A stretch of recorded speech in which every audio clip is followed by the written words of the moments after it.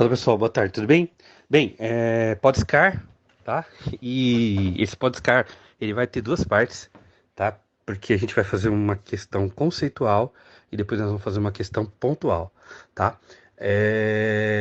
E o motivo desse Podscar foi, essa semana foi bem intensa e eu já vinha ensaiando gravar um Podscar desse, desse texto, né? E eu falo muito isso, vocês já ouviram falar muito isso no Primícias, mas eu queria hoje aqui ser pedagógico com vocês e mostrar esse lugar, tá?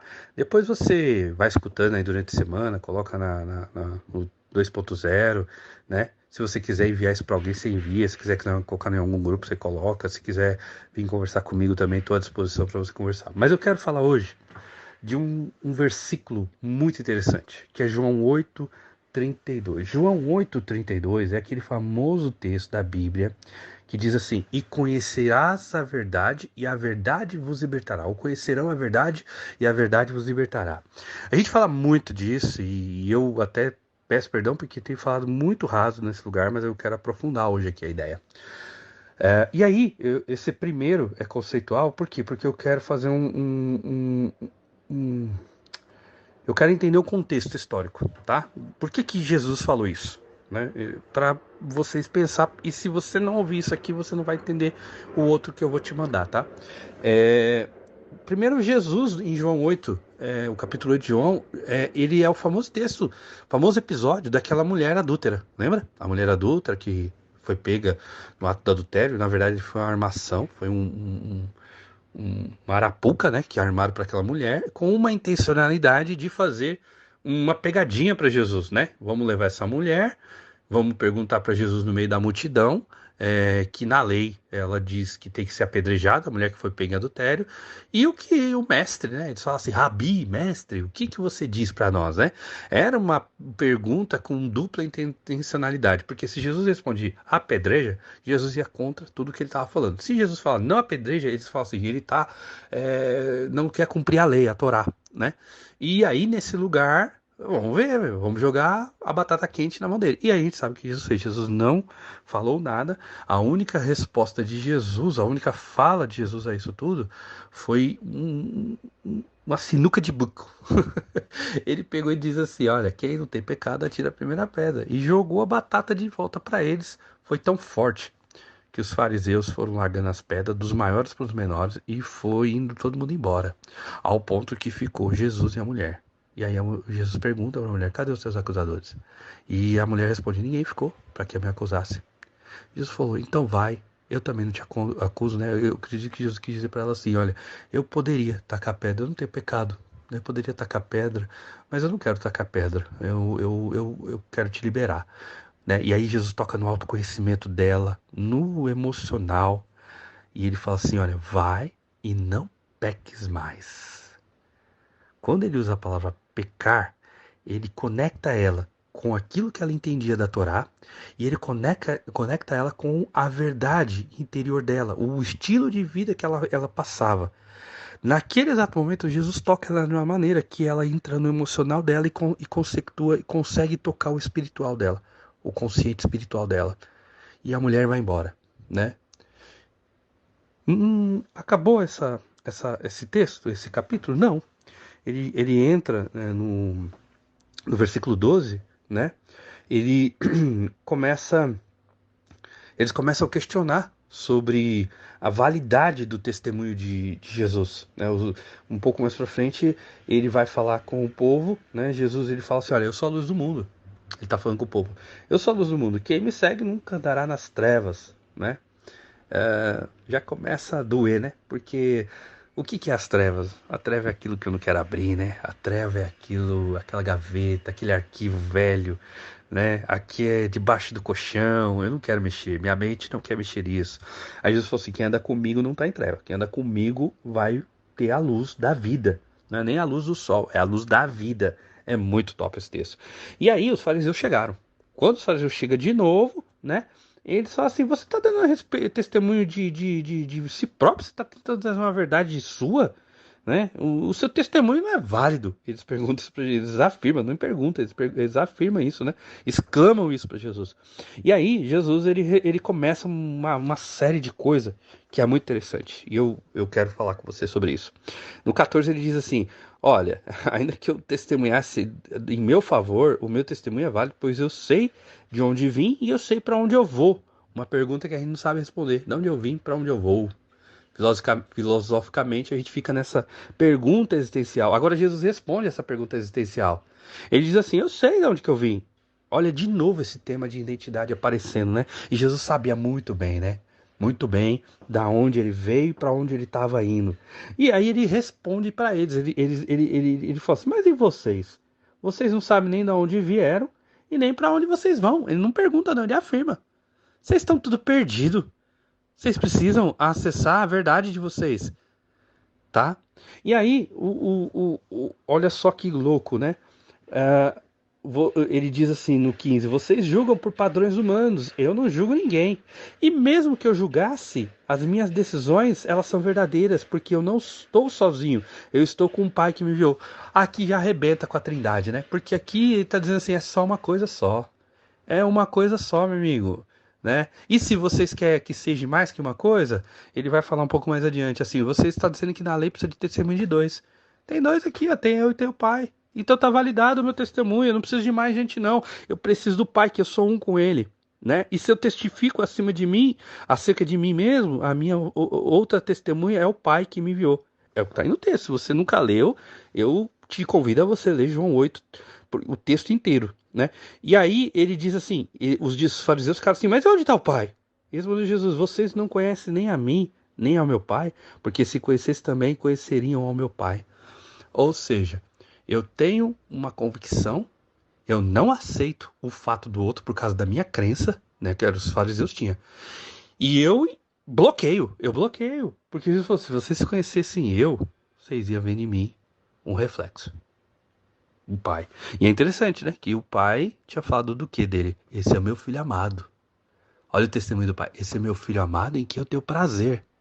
Nossa, o seu ter prazer eu estou validando ele. E aí continua a saga, né? Ou seja, lá no versículo 22, os judeus perguntaram: será? Jesus tinha falado algo no sentido de que. No 21, né? Ele diz assim: ó, eu vou embora e vocês procurarão por mim e morrerão em seus pecados. Por onde eu vou, vocês não podem ir. Aí os fariseus olharam, os judeus olharam e perguntaram, não foi os fariseus, os judeus, né? Será que ele vai se matar? Será que ele vai se suicidar? Será que é isso que ele diz? Aí Jesus entra de novo e fala: não, para onde eu vou vocês não podem ir. Mas ele continua: vocês são daqui de baixo, eu sou lá de cima. Jesus, meu, era uma carta diferenciada, ela era a carta coringa no baralho. Entendeu? Ele não ele serve com qualquer jogada, serve com qualquer naipe. Entendeu? A gente não, a gente precisa se desenvolver, a gente precisa puxar as cartas, virar as cartas. Daqui a pouco eu vou virar as cartas com vocês, tá bom? E vai doer. Olha só. E aí ele fala: eu sou a carta que encaixa em qualquer jogo. Qualquer jogo eu encaixo. Aí perguntaram pra ele: quem é você? Perguntaram eles.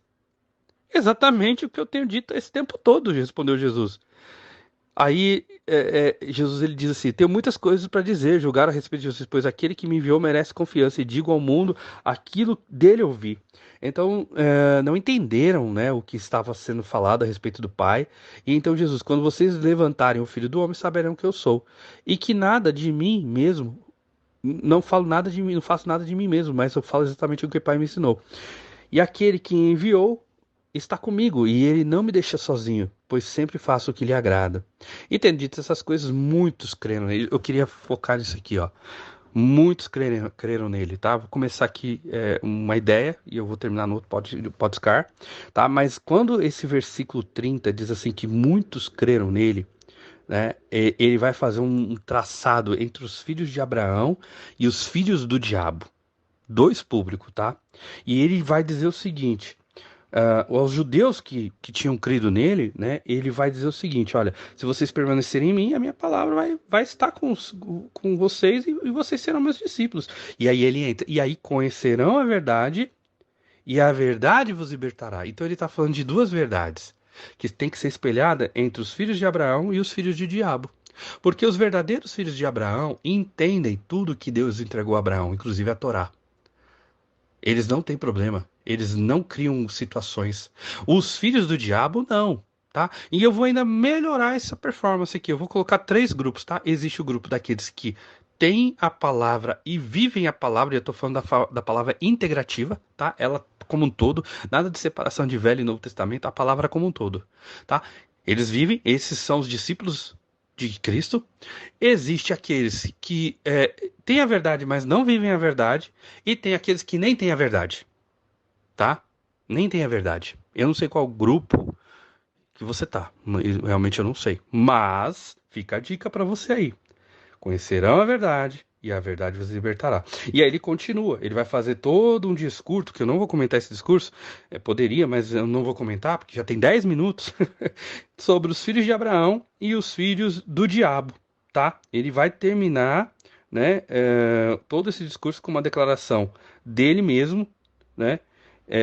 E só para você entender como ele termina o discurso, no versículo 58 ele diz assim: eu afirmo, eu sou antes de Abraão nascer. Aí quebrou tudo. Depois você lê com calma por que ele fala dos filhos de Abraão e dos filhos do diabo. Tá? Vou até aqui porque eu queria, o que eu precisava conceituar com vocês já conceituei. Agora nós vamos pra dor. Agora nós vamos abrir, nós vamos puxar o lençol e vamos ver o que tá debaixo. Bem, vamos lá. A pergunta que eu quero que a gente responda hoje é justamente o que de fato nos impede de acessar a verdade.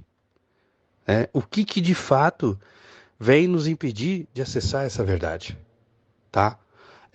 E aí, baseado em João 8,32, conhecereis a verdade vos libertará, eu quero traçar aqui algumas coisas, e essa fala aqui, ela vai ser muito na questão almática, muito na questão emocional, mas com um viés, com um foco, mostrando o que isso está arrebentando você e por que você não consegue chegar naquilo que é o espiritual da sua vida, tá? Então, existe uma interação, algumas coisas que eu quero trazer para vocês aqui, né? Que muitas das nossas convicções, elas são contra nós, elas estão trabalhando contra nós. Tem um filósofo, eu li um tempo atrás o livro dele, e ele falava uma coisa que mexeu comigo. Ele era até ateu, mas ele falou uma coisa que é muito interessante. Ele dizia assim: as convicções são inimigas mais perigosas da verdade do que as mentiras. Quando eu li isso, eu marquei isso, eu sublinhei isso, porque eu fiquei pensando e espelhando dentro do meu autoconhecimento, tá? O que isso faz comigo? Porque se eu tenho convicções e essas convicções são inimigas, podem ser inimigas mais perigosas da verdade do que as mentiras, o que eu estou entendendo? É que a mentira, ela é frágil, a mentira, ela é fácil, né? Agora, convicção aqui, eu quero que vocês entendam, não é o conjunto de valores ou princípios, tá? Convicções aqui é aquele tipo de coisa assim, que todo mundo tá dizendo assim: puxa, não acredita nele, não, esse cara não presta, não sei o quê. E você tá dizendo: não, eu acredito. Aí a pessoa vai, te ferra, te lasca na vida.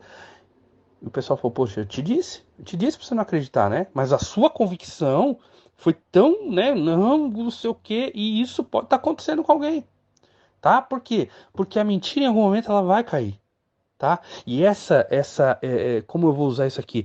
Essa falta de flexibilidade cognitiva, né? Ela não tem uma abertura para um novo, né? Não, eu sou assim. Essa ideia, né? De que, olha, eu vou manter isso. Puxa, mas cara, isso não é a verdade. Isso é uma mentira e você está dando validade a isso. Você não vai acessar a libertação, você não vai conseguir conhecer a verdade que te liberta com esse tipo de comportamento. Então, eu vou listar aqui, basicamente são 8 passos, e o 7 eu não vou falar, tá? Se você quiser o 7, você vai para a expositória de segunda, tá? Primeira coisa que me faz, de fato, impedir de acessar a verdade é uma autoestima frágil. Uma visão de autoimagem frágil. O que que isso quer dizer, André? Ou seja, essa visão de autoestima frágil, ela pode abalar a gente como os outros nos enxergam. Então, se de repente a verdade ela provocar, e ela sempre vai provocar uma mudança, se eu tenho minha autoestima frágil, minha autoimagem frágil, eu não vou querer acessar. Por quê? O que que vão né? Eu tenho um nome, eu tenho uma imagem, né? Tem gente que chega ao fato de falar assim, eu acabo com a minha vida, mas ninguém vai saber desse negócio, porque eu não posso ser envergonhado, eu não posso ter uma imagem corroída, manchada. Cara, isso não faz sentido nenhum. Isso é muitas vezes o que? Aquilo que a gente já escutou. É um compromisso com o erro. Por que que você está segurando esse compromisso com o erro? Sai disso hoje. Sabe? Você não ter esse compromisso só tá te arrebentando. Por quê? Porque a minha maneira que eu me enxergo, a minha maneira que eu tenho de autoestima, ela é muito baixa. Ela é lá embaixo. Eu não consigo sair disso. Entendeu? Olha para a mulher aceitou tudo que eles estavam acusando ela. Ela não reagiu. Jesus levantou a autoestima dela lá em cima, quando ele falou assim: "E aí, cadê os seus acusadores?" "Ah, eles me acusaram. Eu estava lá embaixo, mas, né? Eles foram embora." Então agora você vai para a vida, mas vai para a vida lá em cima, não vai para a vida lá embaixo não. Então, quando a gente tem uma autoestima baixa, a gente não consegue acessar. Isso nos impede de acessar a verdade, tá? Segundo lugar, o que que nos impede de acessar a verdade? É o medo de julgamento que as pessoas possam ter sobre nós quando a verdade vem à tona, né? E aí aqui eu quero trazer muitas vezes essa situação. Ahm, Primeiro, antes de eu trazer esse exemplo, eu quero citar o maior exemplo: Jesus. Jesus, quando foi perguntado por Pilatos, eu não lembro se era Pilatos ou Herodes, mas ele foi perguntar assim: você é o rei dos judeus? Ele ficou quieto, né? Jesus, na verdade, falou assim: você que está dizendo. Aí eles perguntam assim: o que é a verdade? Né? Eles trabalharam isso com Jesus. E Jesus não precisou justificar. Ele não precisou justificar. Aí o que acontece hoje? Hoje acontece um lixamento social na rede social e as pessoas ficam falando, como não começa a falar, daqui 2 dias já acabou. Precisa de uma outra pessoa para poder pegar uma outra verdade para todo mundo polarizar. E aí você fala: nossa, agora minha vida acabou, né? Agora o que sabe? Isso não faz sentido, né? É igual o divórcio. Eu não estou aqui legitimando divórcio, mas pessoas que passaram por divórcio falam: minha vida acabou agora. Aí ficaram lá 2 semanas, 3 semanas, depois se levantou, cada um foi pro seu lado, você refez sua vida, você. Tô aqui entrando no mérito do certo e do errado disso, tá? Mas estou dando um exemplo pontual para mostrar para você que medo de julgamento te impede de conhecer a sua verdade. Terceiro, o que me impede de acessar a verdade? É quando de fato a verdade vai confrontar a ilusão. Isso é complicado, pessoal. Quando ela vai entrar em contato com a ilusão, ela vai confrontar a ilusão. E muitas vezes eu não quero isso, porque isso vai me tirar do mundo mágico que eu vivo. Isso vai me tirar da zona de conforto, isso vai me tirar do meu mundo poliana, né? Ou seja, ilusões, guarda isso que eu estou te falando, ilusões criam zonas de conforto, né? E aí eu vou citar um outro camarada que é, eu pego o que é importante, o que não é importante eu não pego dele, mas olha só, ele falou certa vez algo assim: ó, as palavras verdadeiras não são agradáveis e as agradáveis não são verdadeiras. Então, ou seja, aqui está o problema, porque a gente vive num mundo que diz assim: ah, você está me julgando. Só que eu quero que você baixe o seu nível agora de mecanismo de defesa e diz assim: calma, o outro está te julgando no quê? Num confronto verdadeiro? Não, porque é o meu tempo, não, porque é o meu mapa mental, não, porque tá tudo bem, tá tudo certo. Mas calma aí, o que te incomoda é sobre você, não é sobre o outro. Então, se te incomodou, você tem que parar e olhar para esse lugar e dizer o seguinte: calma aí, será que eu estou num mundo de ilusão? Será que eu estou num mundo onde é o mundo mágico né, de Oz da minha vida, é o Alice no País das Maravilhas, que meu, e que é só um sonho, é só um pesadelo. Então, nesse lugar, precisa entender. Por quê? Porque Maquiavel, não gosto também esses caras são tudo ateu, pessoal. Mas eles falam umas coisas que a gente tem que entender. Ele fala assim, ó, no livro dele, né, lá do Maquiavel, ele diz o seguinte, tem uma coisa muito interessante, ele fala assim, o bajulador destrói o rei. E você foi chamado para ser rei. Você foi chamado para governo, você foi chamado para domínio. Aí você fica dando ideia só convergindo com quem te abraça, com quem, né? Ah, estamos convergindo. Tá todo mundo convergindo para a ilusão, tá todo mundo convergindo para a zona de conforto. E você tá tendo os mesmos resultados, entra ano e sai ano, entra mês, sai mês, dia após dia. Por que eu não acesso a verdade? Né? Esse aqui eu vou deixar para segunda no expositória. Mas olha só, eu vou dar só um spoiler, tá? Eu vivo tanto de mágoa que eu me nutro dela e isso me faz impedir meu crescimento. Só isso que eu posso falar desse set. Mas pra gente terminar aqui, o oitavo ponto é porque a verdade ela é complexa. Por natureza ela já é complexa. A mentira é fácil, né? Mas a verdade ela é complexa. E nessa ideia de complexidade da verdade, a gente busca um culpado, né? Olha só, existe hoje um monte de gente especialista em geopolítica, né? E aí as pessoas começam a falar, olha, porque lá no Oriente Médio, essa guerra, não sei o que, jogaram a bomba, mataram os bebês, não sei o que. Só que o que acontece? A gente sabe que nesse lugar, as verdades desse lugar, elas são imensas. Existe uma série de variáveis. Ou seja, o que existe o quê? Existe uma série também de capacidade de análise. E aí, essa capacidade de análise, a gente muitas vezes não nos autoconhecemos e a gente pode cair, vou citar algumas coisas aqui, tá? Uma negação psicológica. O que é uma negação psicológica? Eu não aceito. Né? Por exemplo, aquela notícia que você está em casa, daqui a pouco toca o telefone e alguém fala assim para você: olha, fulano morreu. Na hora eu falo: não aceito, não acredito. Olha, teve um acidente e o carro capotou, foi atravessar a rua, o caminhão atropelou. Olha, tomou um tiro de bala perdida, a pessoa morreu. Acabei de falar com ela: não. Aí você se desaba e você entra numa negação psicológica, tá? Por quê? Porque a gente entra na negação. A gente não aceita. Nossa, e a gente nem sabe que a gente está lidando com isso. Por que a gente está lidando com isso? Por causa que a gente quer evitar o desconhecido.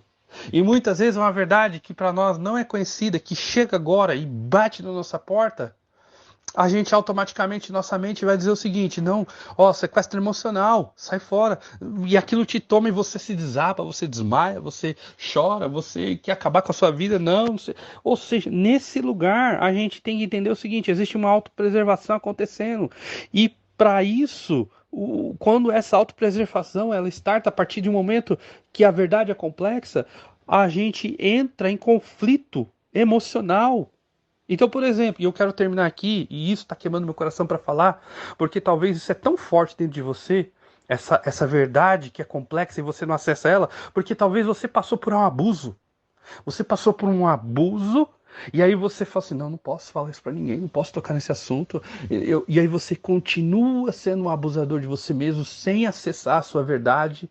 E olha só, você está perdendo porque existe um comportamento repetitivo. Não, nossa, se minha mãe souber que meu pai me abusou, nossa, o que vão dizer a família daquele tio que passou a mão nas minhas partes, naquele pai, naquela mãe? Eu quero dizer para você hoje, a verdade, ela tem um conjunto de dores, mas ela é libertadora. Conheça a verdade e a verdade te libertará. Até mais, pessoal.